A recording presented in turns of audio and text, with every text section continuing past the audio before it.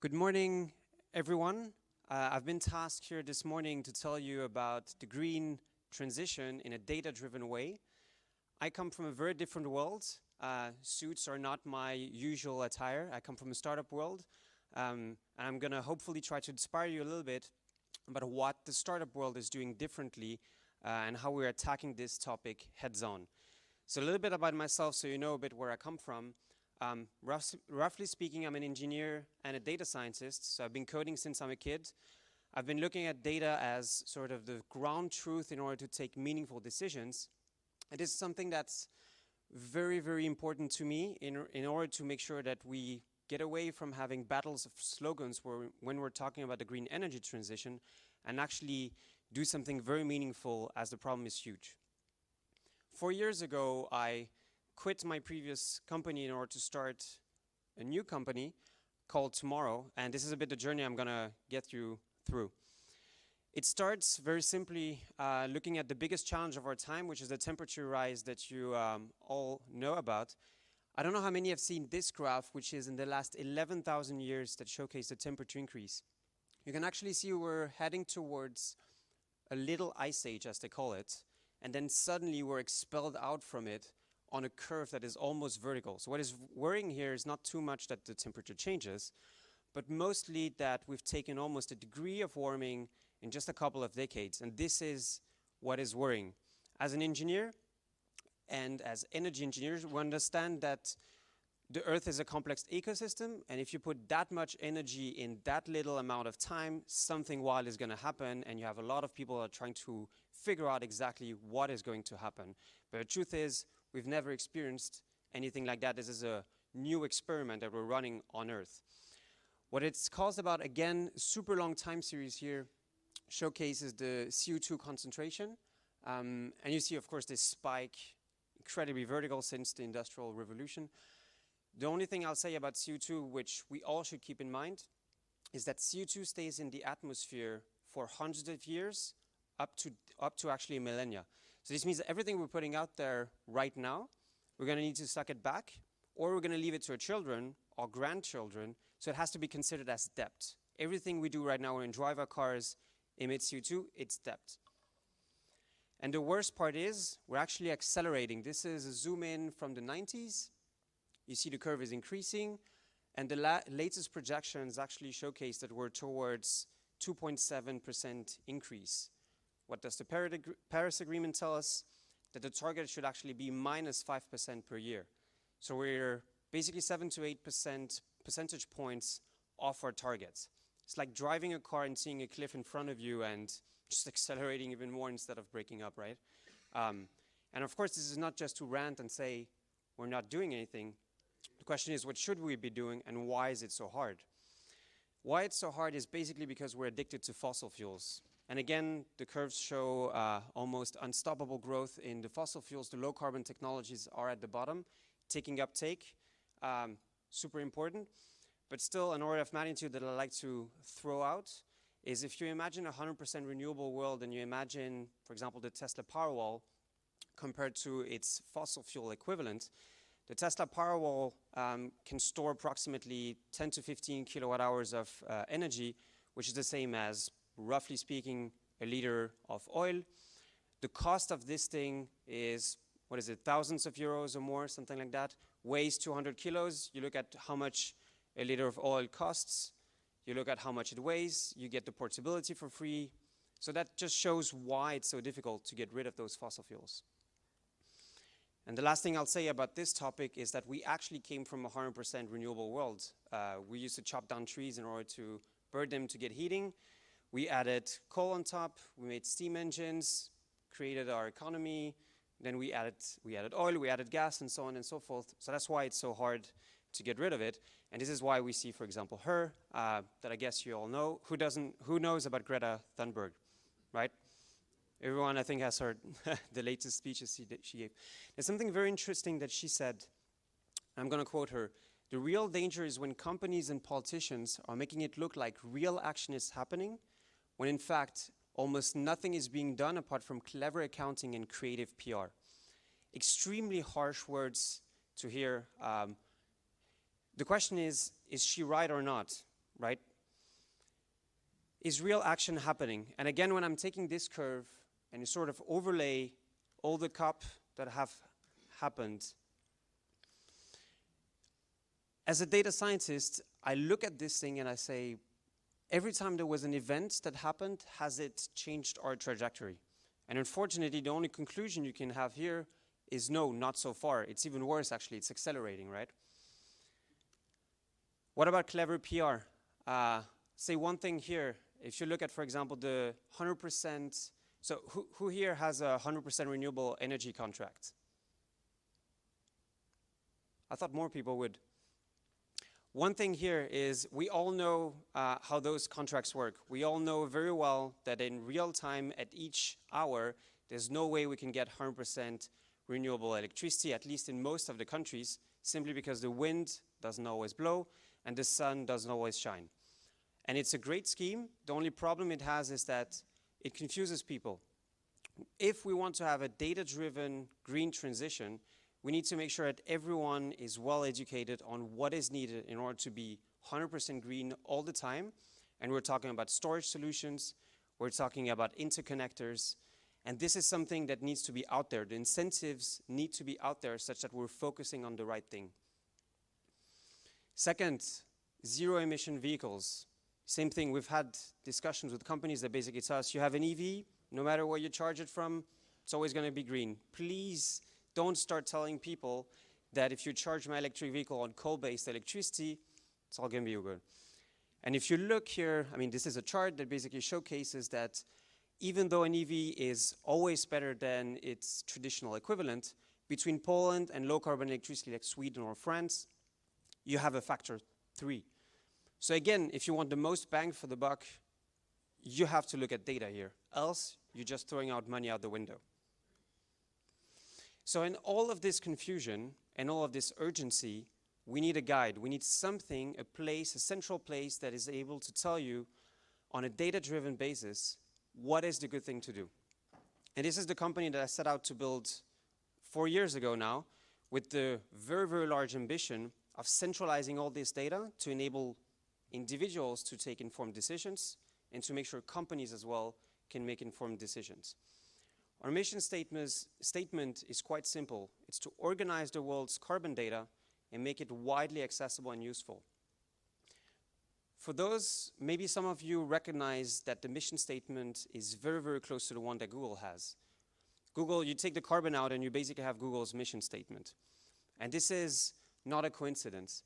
Basically what we need, in my opinion, is that we need to commoditize access to data. We need to make sure that it's so simple that anyone who's curious to know what is the footprint of X can just look it up. And the second part is no one understands what a kilogram of CO2 is. No one has the right orders of magnitude for those things. Only experts have. We need to make it widely accessible. Use products that make it intuitive for everyone to understand those things. And lastly, the best minds of our generation, unfortunately, I don't want to pick on Google necessarily, but too many bright minds are working on things that are completely useless. They're basically making us click on more ads. Instead, we're trying to poach all those people and make sure that they work on the most important problem of our time, climate change. So we started somewhere, and basically the solution to climate change is to electrify everything, right? We want electric planes, electric cars, electric heating, electric everything. And as you already can hear from my previous speech, what about electricity, right? Is it clean? Do we actually know where it comes from? So we built this product, which is called Electricity Map, 3 years ago now. Who has already heard about Electricity Map? All right, lots of people, great. So actually a lot of things has changed with Electricity Map in the past 3 years. We have had a lot of contributions, but actually let me show you a small demo as I'm good on time. So this is an open access. You can download the app as well. You go to electricitymap.org, and what this map shows you is in real time what is the carbon intensity of the electricity network that you're coupled to. Basically, if you had to charge your electric vehicle, how much would you emit? And the color shows how much CO2 equivalent is emitted in the process. And we can zoom in on Denmark, and we have all the arrows that showcase the interconnectors to the various countries. And you can see, for example, here we're importing in Denmark green electricity from Norway, we're also importing green electricity from Sweden, and we're importing some less green electricity from Germany. I can press on West Denmark here. I can see that, for example, here, the wind is currently blowing at half capacity, generating green electricity. And you can see here the history over time. So basically, we're centralizing all of this data throughout the world in an open source fashion. So what does open source means? It means that the code behind this system is open. Anyone can look at it. Anyone can make suggestions. Last week, we had our 2,000th contribution to the system. Basically, someone either translating the map, telling us where data is, or actually coding the system that gets a new country on the map.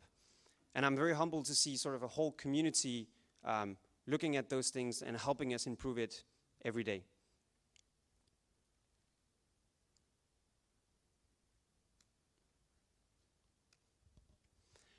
We made a time lapse of this that showcases how the system evolves over time.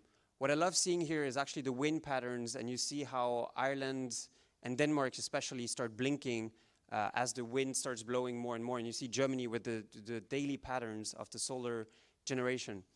And basically this is very simple, but we're making something that was complicated to understand to everyone in a very, very intuitive fashion. And so we're publishing those visualizations once a year. We have 1 year time lapse that is produced like this. And then we built this into an API. So what does that mean? It means that if you have a system that is connected to the internet, consumes electricity and is flexible, then it is able to participate in accelerating the green energy transition. It should be coupled to a system that basically tells it in the next 24 hours, is it going to be green or not? When should I charge my electric vehicle? And it should do it automatically. When should the heat pump run? And so we built an API around this and are starting to experiment with a lot of different customers about those topics. And because this is a very educated audience, I'm going to talk a little bit more about how we do those things and the data behind it. There's one key component here, which is the marginal origin of electricity. If you want to charge your electric vehicle at the optimal time, you need to look at the marginal origin of electricity, or the marginal carbon emissions. So what happens is when this electric vehicle demands additional electricity from the system, it's not all the units that will increase their production, right? It's only the marginal one. It's the one that is the cheapest and still has spare capacity. And this is the merit order curve that shows us in this particular example that coal will be the marginal generator. Now, unfortunately, this curve is market-sensitive data. It's not something we have access to. And so I'd love to have Keynote give us access to it, but of course, there's a lot of problems related to that. So we're using machine learning in order to try to estimate what is the unit on the margin. And this is the mathematical formulation. So basically what we're looking at is we take historical data, all the historical data we have for all of Europe, for all of the countries, and we look at when there's a change that happened from 1 hour to the other, why did that change happen? And it can happen for two reasons. It can happen from reasons that are independent of changes in load and reasons that are dependent. Basically, from 1 hour to the other, the wind can start blowing. Your wind turbines will generate more, your load will change. On the other hand, from 1 hour to the other, you might have an increase in demand in the system. And the response of the system is basically how was that demand met. And by separating those two signals using machine learning, we can basically estimate where does the marginal origin of electricity come from. And it's even more tricky because the system, the European system, is so well interconnected that we have to figure out, was the marginal power plant, was it local in the same grid, or did it come from a neighboring country through an interconnector? And long story short, we can build this matrix that shows, for example, for DK2 here, so East Denmark, what is the statistical measure, what is the probability that the marginal origin is created locally, or that it comes from Norway, or that it comes from Sweden. And this thing varies from hour to hour, which enables us to predict these two curves, where the blue one is the carbon intensity of the grid, so that's the color you'd see on the electricity map, and the orange one is the marginal one. So basically saying, if you charge your electric vehicle, where does that marginal electricity come from? And here in the case of DK2, the marginal is actually often very low because of the import from low carbon electricity from Sweden. Without generalizing, on average, this is what we can see from the data is happening. So it's an interesting approach. Instead of having a bottom-up model, we're actually looking at things from a data perspective. We're just letting the data tell us what has happened, what is typically happening. And an interesting conclusion we can draw from this is to say, where should we install wind turbines? So as a thought experiment, what we did is, imagine you had the choice to install renewables in a given country. When you install wind turbine, when the wind blows, something else is going to be reduced. That's the marginal power plant that produces less of its energy.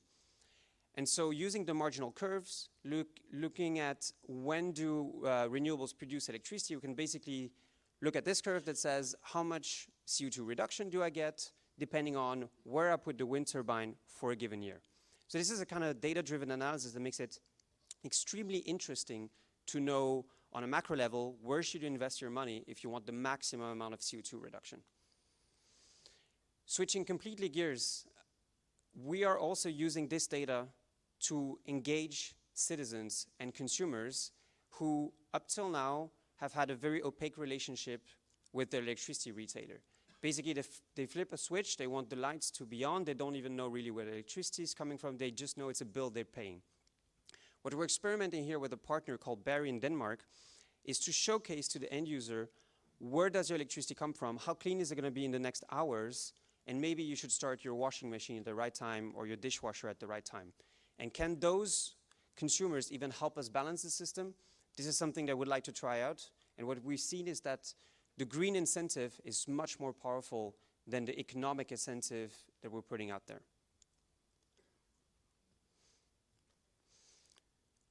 What we discovered in this process is that a lot of people care about climate change. They just don't know how to act. The question I get most often when I talk about those things is, I fly a lot, I know I'm a bad person, what should I do, what can I do, how worse is it? And so we're trying to answer that question by expanding everything we did on Electricity Map, but on everything else in your life. So basically, what if you had an app that could automatically calculate your personal carbon emissions based on your everyday activities, and could we scale that to organizations to make sure that organizations can take data-driven decisions again? So we're building this app called Tomorrow, and I'm going to show you a little bit how it works. It looks like, on the left screen, like an app store. You have various services that you couple to them. For example, if you have an Uber account, you connect to Uber. Every time you take a ride, a taxi ride, it goes into the app, we calculate the CO2 emissions, and now we know the emissions of everything you took that's related to taxi, for example. We're going to connect to other things like smart meters, to TripIt. TripIt is a system that looks at your emails, figures out all the receipts you have already there to understand your transportation systems. And based on that, we're slowly building up your carbon footprint in a completely automated way. And so I want to draw your attention to the middle screen, which is, for me personally, one of the most exciting screens we currently have on the app that showcases my personal electricity usage. The top graph shows when I used electricity. The color of it is the same color of the electricity map that showcases that, for example, when I woke up around 7, 8 a.m., I probably started the dishwasher after my breakfast and used a lot of green electricity. 2 hours before, you can see the bottom graph shows you the fossil share. It would have been twice as bad, right, from 10 to 20%. And so that's extremely interesting. And we're also educating people on where electricity comes from. At the bottom, you can see there was a lot of wind. A third of my electricity that I use personally at home came from wind. Hydro was all imported, Norwegian and Swedish hydro. And you even have a little bit of nuclear at the top left, this yellow color you see. And that's the Swedish nuclear that we're importing. And lastly, we're enabling people to become carbon neutral if they want to do so by compensating for their emissions. So basically, we're going to connect to all the systems that have been digitalized in order to make sure that we sort of have, again, a data-driven basis to take decisions. Connect to smart meters, to electric vehicles. We have started integrating with bank accounts. So every time you do a transaction, you go to the bakery, the transaction goes in, and we figure out, okay, you just bought bread, so we know it's bread and can put an impact on that. Transportation cards. I took the metro just to come here. In the app, I got a notification that told me, hey, you just emitted 2 kilos by taking the train. So we're starting to tell people and put them reference points on what does a kilo of CO2 mean? How hard is it to actually get to sustainability? And everyone is probably thinking at this stage, you're going to know everything about me. It's horrible just building another Google, and you're going to sell me more ads and target things. And this is why we understand very clearly that if this is to be successful, this app needs to know everything about you, so it has to be private by design. So what this means is the app is connecting to Uber. The app is connecting to your smart meter directly. Nothing goes through our servers. There's no way we can get access to the data. If you lose your phone and you haven't taken a backup of it, your data is lost with it, which is also another problem that we're tackling. But I mean, this is the trade-off we're having when we talk about privacy, right? And this is extremely important for us. The second part is it's open source. So we're reusing exactly the same thing that we did with electricity map, where we had thousands of contributions. And this means in this particular context that if you know how to code the integration with, let's say, Lyft or some other app, then you can just submit it to us and it will directly go into the app. So we're building a movement of, say, geeky hackers that are looking to change their life for the better, and they are coding the systems together with us because they are asking for such a system. Finally, it gives us an objective. I talked a little bit before about the 5% a year degrowth that we need to have in emissions. Basically, if you take population projections and you divide it so you take our total carbon budget and you divide it by the number of expected people on Earth by 2030, that gives you a very, very clear number, which is called 5 tons CO2 emission per person per year. This is a target that we need to reach. Is that a lot? Is that not a lot? I'll invite you to download the app when it's out. We're launching this winter, and you can figure out exactly how far you are from that objective. We live in an extremely interesting period of humanity. There's a lot of negativity around climate change in general. The younger generation are worrying that we're screwing everything up. I tend to see this more as an opportunity. Never before have we had so much uncertainty about the future, but uncertainty is opportunity as well, right? We can choose what to do, and at this stage, we really have to empower ourselves, and we can be the first generation that said, we knew what was happening and we actually did the right thing. And to illustrate this, for me, there's a monument that very well illustrates it in Iceland. Lately, this summer, you had a glacier that lost its status as a glacier, and they put this monument. I'm going to read it out loud because I find it beautiful. In the next 200 years, all of our glaciers are expected to follow the same path. This monument is to acknowledge that we know what is happening and what needs to be done. Only you know, so you as a future generation, if we did it. So of course, let's do it. Thank you very much.